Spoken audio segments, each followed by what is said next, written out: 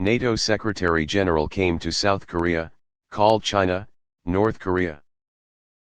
On January 29, Secretary General of the North Atlantic Treaty Organization, NATO, Jens Stoltenberg arrived in South Korea, the first stop on a trip that includes Japan aimed at strengthening ties with U.S. allies. Amid the ongoing conflict in Ukraine and increased competition with China. In Seoul, Mr. Stoltenberg has a meeting with Foreign Minister Park Jin, is expected to meet with President Yoon Suk-yeol and meet with Defense Minister Lee Jong-sup.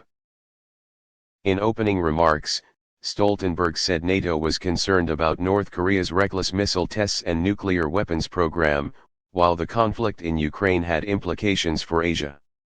He raised suspicions that North Korea is providing military support to Russia to have enough weapons to attack Ukraine. This shows how we relate to each other, he said. The two sides agreed on common values between NATO member countries and South Korea. In the face of today's unprecedented global challenges, we believe that solidarity among nations that share the values of freedom, democracy, and the rule of law is more important than ever, Foreign Minister said.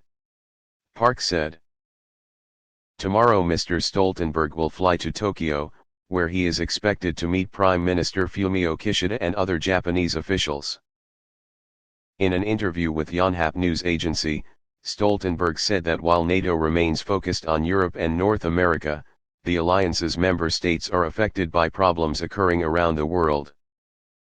We need to address global threats and challenges, including those from China, and one way to do that is to work more closely with our regional partners, he said.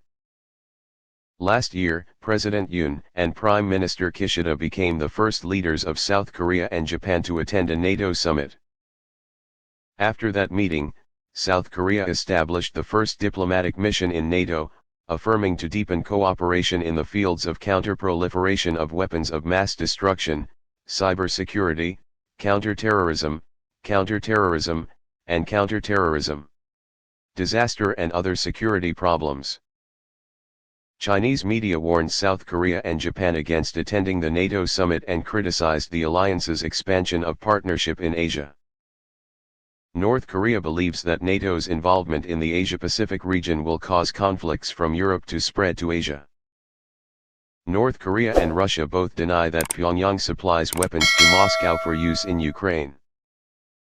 Also on January 29, North Korea criticized the U.S. decision to send tanks to Ukraine, calling it an immoral crime to prolong the unstable international situation.